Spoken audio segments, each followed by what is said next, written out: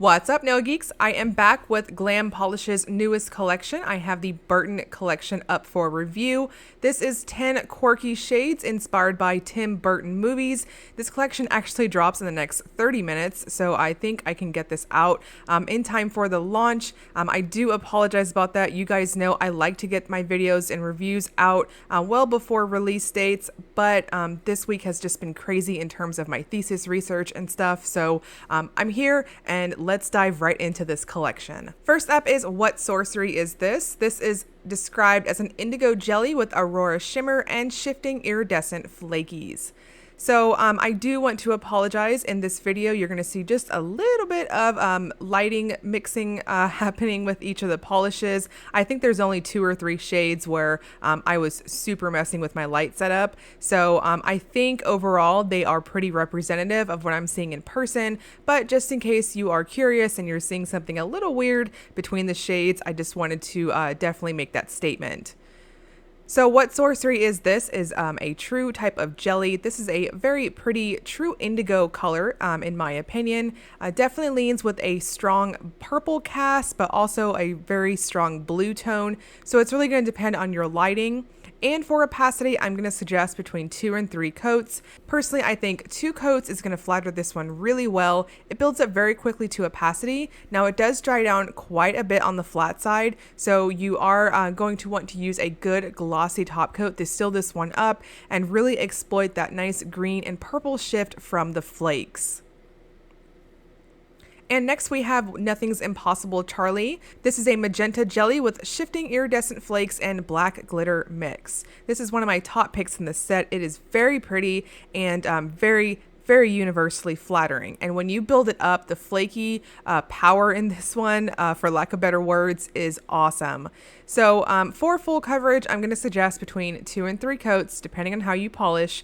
This has a very juicy type of jelly feel to it on those brush strokes, but it builds up to opacity very easily.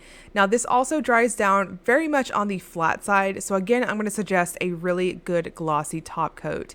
I particularly enjoyed how the black glitters in this one just complement that overall look between the base color and the flakes. It is very lovely, and in person this is a bit on the red leaning side, so I do think it's magenta in terms of the base color, but the flakes kind of give off this reddish cast. It is very lovely, and again, I think it's going to be universally flattering. And next we have It's My Peculiarity. This is a light blue crelly with shifting iridescent flakes. So this has a very crelly-like formula to it. There's quite a bit of a squish factor, and for opacity, I'm going to suggest between 2 and 3 coats. So this first coat, I started off just a touch on the lighter side, and you can see that it is giving really nice coverage. It's got a wonderful crelly formula, so stays put exactly where you put it, and that slightly squishy-like factor with it just allows you to build it up very easily. So this one also dries down on the flat side, so again, a good glossy top coat, and this one's really lovely. So I really dig this type of somewhat baby blue, but it's very much a light blue, kind of sky blue almost, and it just self-levels very well, as you can see here on the second coat. So that really strong opalescent like effect in the final look, and again on my full hand shot you are seeing a glossy top coat, and it's just smooth sailing and very flattering. And next we have Shake Shake Shake Sonora. This is a dark blue jelly with shifting iridescent flakes and white glitter mix. This would probably have to be my first pick in this set. It is so pretty. It's quite complex in terms of the very iridescent like flakes in it, and those little white glitters are so cute in the background.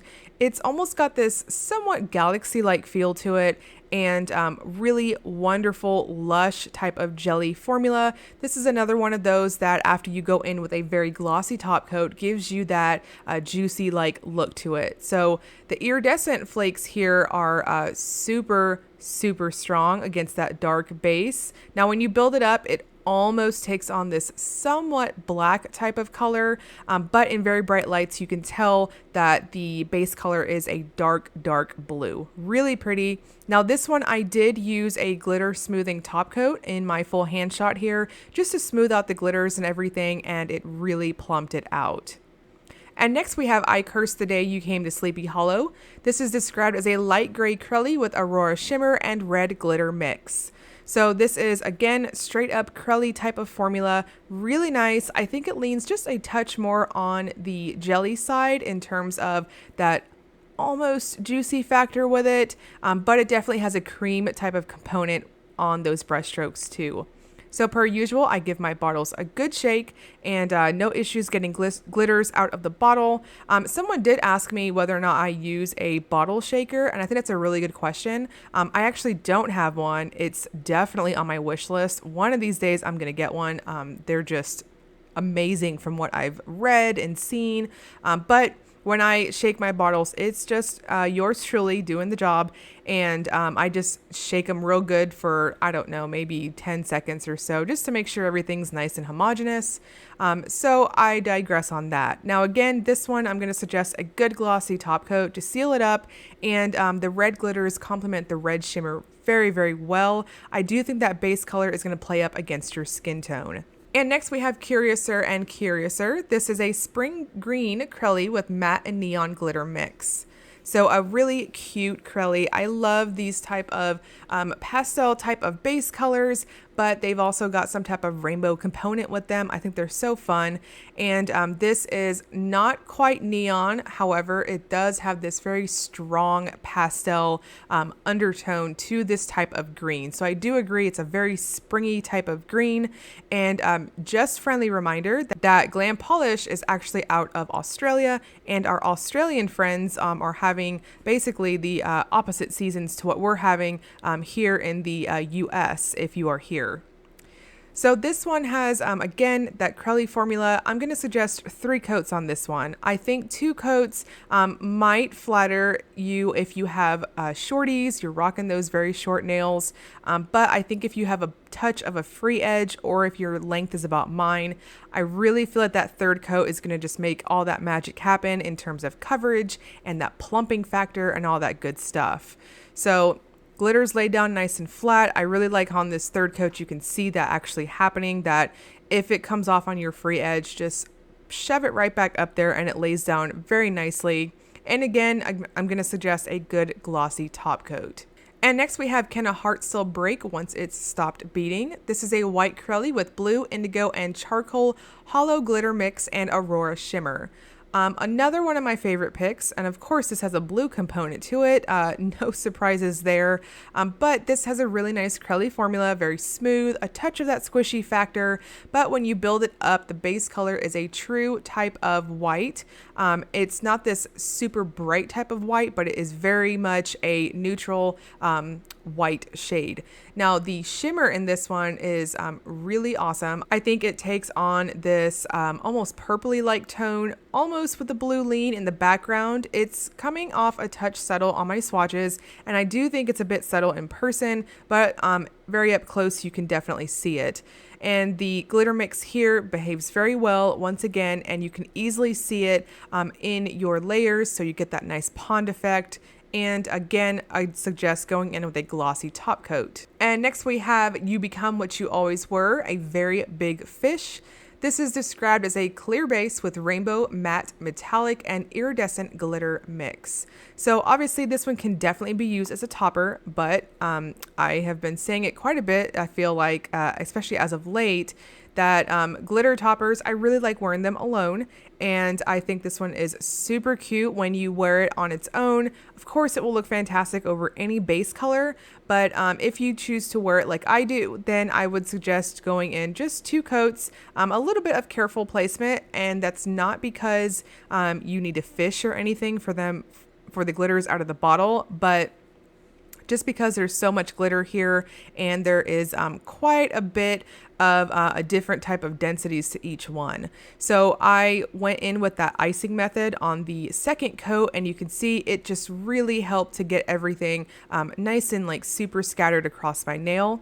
Now, just full on honesty, for this one, I also wore a glitter smoothing top coat, and I had no issues in terms of texture or anything like that after doing so. And it seals it up and gives you that really nice, it's just like a gel-like appearance. That's the best way I can describe it.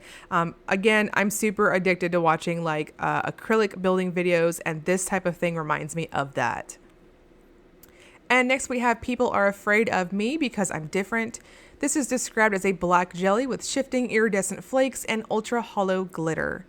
So this definitely is a straight up black base when you build it up, and it really packs a punch in terms of opacity between 2 and 3 coats. So while it starts off looking a little sheer, you'll see here in a moment that it really starts to build up on the second coat.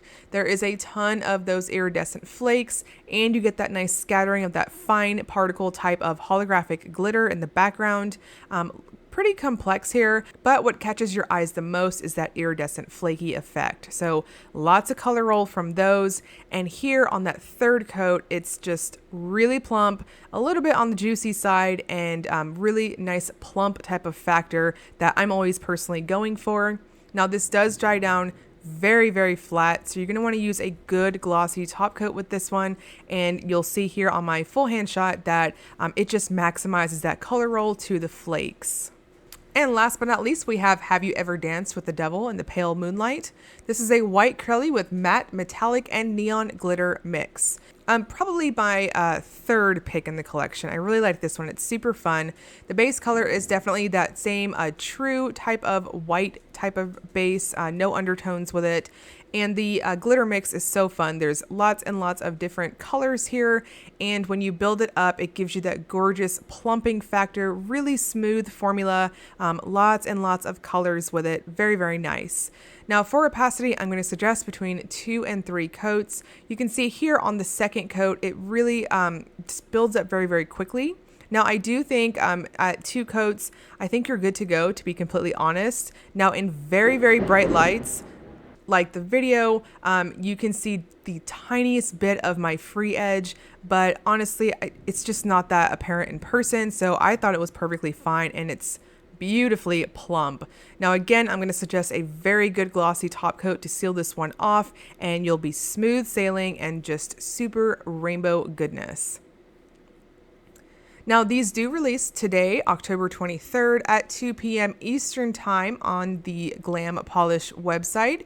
For the first 72 hours, you can save 5% off all individual shades in the store with the code SPELL5, or 10% off all full collections in the store with SPELL10S. I'll break all of this down below for you guys, including linking you to Glam Polish's shop if you want to check that out, and the Facebook fan group for Glam Polish if you want to see any additional swatches and all that good stuff. I do apologize if you guys are hearing any thunder in the background. It just like started randomly storming over here. I don't think you'll be able to hear it with the new microphone. We'll see when I get to the audio editing of this. As always, if you enjoyed the video, please like and subscribe. Thank you so much for watching.